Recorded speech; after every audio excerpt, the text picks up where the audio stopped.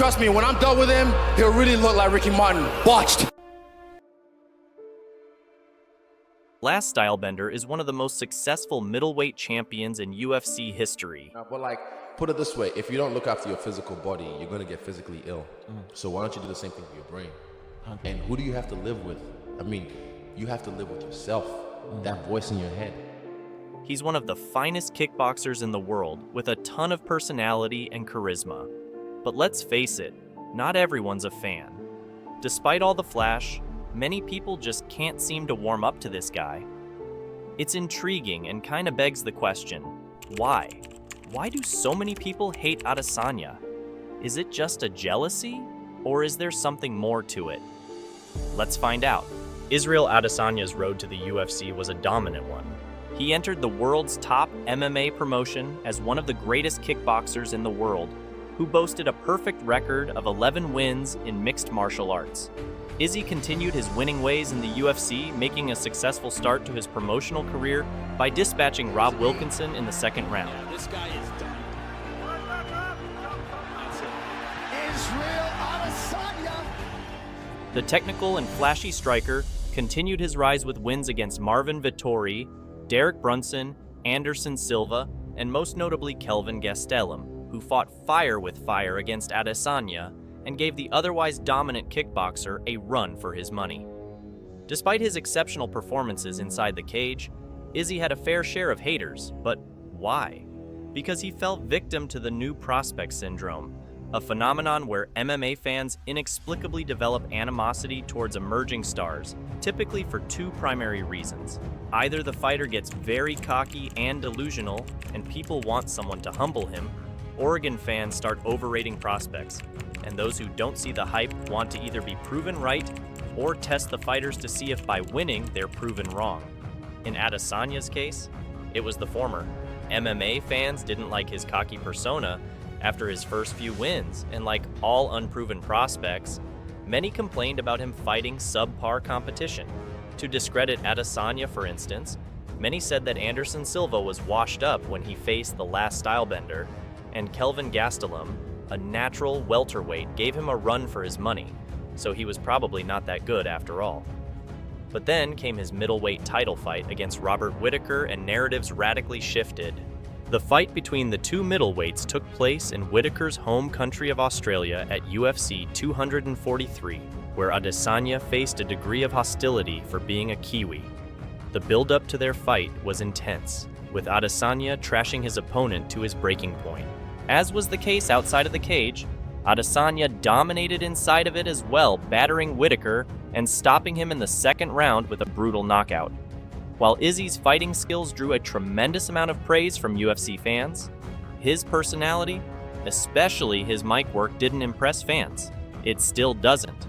For instance, one MMA fan said this about Izzy after his most recent loss to Sean Strickland at UFC 293, and I quote, "The fighter is amazing and someone I like, but it's the persona that kind of sucks. Adesanya's personality isn't very likable or relatable due to how terrible he is on the mic and social media." You heard it right, Adesanya really said to his opponent, warning him of dire consequences. The comments rubbed many the wrong way since it is a sensitive topic, and Adesanya even apologized for his creativity by saying, and I quote, "I was simply rambling, and my brain worked faster than my mouth in a moment to choose the wrong euphemism. You speak on the mic enough times, and you're bound to miss the mark with some bars. I missed the mark on this one, and for that, I'm sorry. I'll be more careful in future with my words." The issue is when you make statements as big as those, you gotta back them up, especially in MMA where margins for error are few and far between. Adesanya talked the talk, but failed to walk the walk as he produced a snooze fest against Romero, throwing very little strikes and backing off throughout. If the Robert Whittaker pre-fight trash-talking was bad, the Yoel Romero trash-talking followed by an embarrassing performance was far worse, and MMA fans still haven't forgiven him for that, particularly after Izzy faced more trouble heading into his second title defense against Paulo Costa. Before defending his UFC middleweight title against Paulo Costa, Israel Adesanya faced accusations of steroid use due to a swollen chest. Fans noticed the swelling in Adesanya's right pectoral muscle, leading to speculation of gynecomastia, a condition associated with an imbalance of estrogen and testosterone caused by performance-enhancing drugs. Adesanya denied steroid use, attributing the swelling to marijuana smoking. The accusations arose before their title clash at UFC 253 in September 2020, where Adesanya went on to knock out the previously unbeaten Costa, but not without making a few people uncomfortable by dry humping his unconscious opponent. But at least it wasn't as bad as Izzy's slip of tongue while trash-talking Kevin Holland a few months after fighting Paulo Costa. "Bro, I'll fucking rape you," is what Adesanya said while responding to Kevin Holland. Izzy's comment once again drew reactions, with New Zealand's Deputy Prime Minister Grant Robertson condemning the remark by saying, and I quote, "We have to take rape seriously. It's not an issue that anyone should be making jokes or flippant comments about at all." Adesanya once again apologized by saying, and I quote, "Last weekend, fight talk escalated to a point in which I crossed the line. I understand the gravity of this word and how it can affect and hurt other people apart from my opponent, although that was never my intention. I am still growing under the spotlight, and I take this as a lesson to be more selective with words under pressure." Unfortunately, Adesanya didn't learn his lesson, not in victory and definitely not in defeat. When Adesanya fought his arch-rival Alex Pereira at UFC 281, he was at the peak of his powers, with an undefeated record at middleweight and the middleweight title tightly in his grasp until his past came back to haunt him. Pereira knocked him out in the 5th round of their fight to win the belt. It was Pereira's 3rd victory over Adesanya overall, since he had already beaten him twice in kickboxing, once by a close decision and the other time by a devastating one-punch knockout, following which he was mocked by Pereira's son, who mimicked the knockout by hitting himself in the head with a plastic bottle and fell onto the canvas in front of Izzy. After Adesanya exacted his revenge against Pereira by knocking him out cold, he pointed at Pereira's son and settled the score by mocking him in the exact same way. Many MMA fans slammed Adesanya for holding grudges against a child. However, there was also those who supported Izzy for teaching Pereira's son a lesson. But the Nigerian New Zealander showed no signs of regret. Even after his victory against Pereira, Adesanya continued to spew venom against his opponents, most notably against South Africa's DDP, following his win against Robert Whittaker at UFC 290. Prior to his fight against the Australian, DDP had taken jabs at Adesanya by questioning his credibility as a true African champion, since he didn't live or train in Africa. DDP said that he'll be the one true king of Africa should he win the belt. That rubbed Adesanya the wrong way, and when the two faced off inside the octagon at UFC 290, Adesanya blasted DDP with an N-word heavy rant that disgusted the MMA community. My skin just crawled with Israel Adesanya dropping N-bombs left and right to DDP. Very cringe. I took off my headphones and missed whatever embarrassing exchange just took place between Izzy and Dreykus, and I do not regret that. The UFC thought this stare-down was going to be used to promote their fight. They had an easier time using Conor committing a crime, throwing the dolly as promo material, than this face-off. Even Adesanya's rival thought he behaved like a clown inside the cage. Unfortunately, the two never got the opportunity to settle whatever score they had. DDP was offered to fight Adesanya at UFC 293 just 3 months after UFC 290, and he refused to take the fight because it was too quick of a turnaround, and he claimed that he was injured. Nevertheless, Sean Strickland jumped into the UFC's rescue and reshined the light on Adesanya's uncomfortable past, including what many call a dog fetish. For those who don't know, a couple of Adesanya videos that surfaced online stirred quite a lot of controversy in 2022. The footage initially portrayed a seemingly wholesome interaction as Adesanya cuddled and scratched his dog's belly. However, it took a disturbing turn when the former UFC champ was seen touching the dog inappropriately, accompanied by laughter. The video was brought back into the spotlight ahead of Adesanya's upcoming match with Sean Strickland, with some sources suggesting it was part of a pattern of concerning behavior.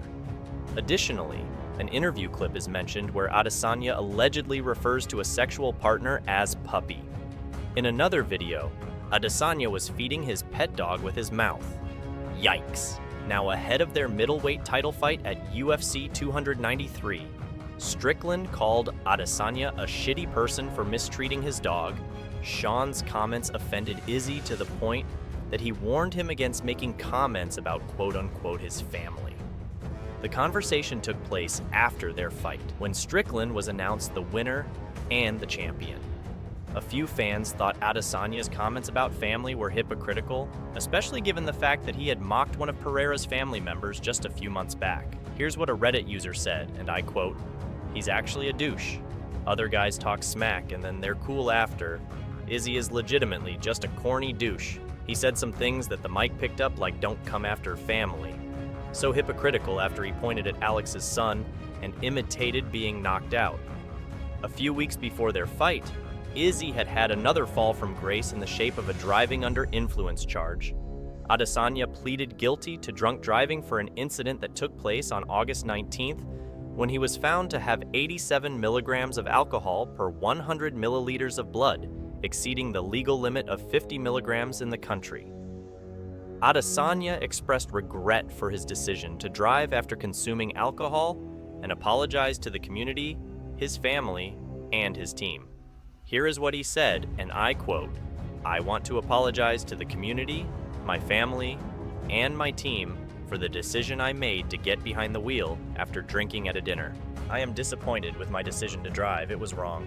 I know that people might follow me, and I want them to know I do not think this behavior is acceptable.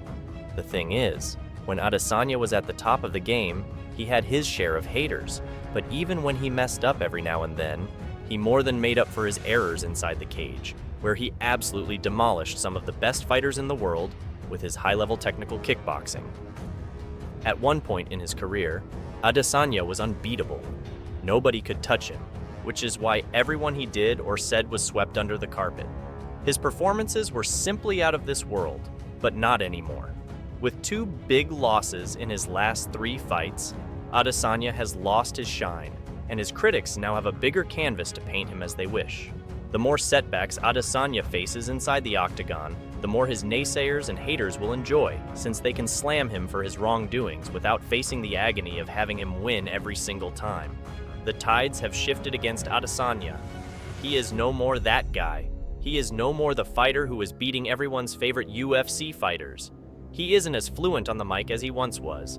He has become more impulsive. He reacts to things he shouldn't, and he has demons he needs to take care of. Israel Adesanya is in a seriously tough spot right now, and it will take something truly special from him to get out of it. The question is, will he prove his haters and doubters wrong? Will he turn his critics into his admirers? Or will he do something stupid once again and ruin what could have been a legacy unlike any in the world of mixed martial arts? Let us know your thoughts in the comment section below. If you liked the video, please subscribe to our channel and turn on those notifications. Thanks for watching, and we'll see you next time.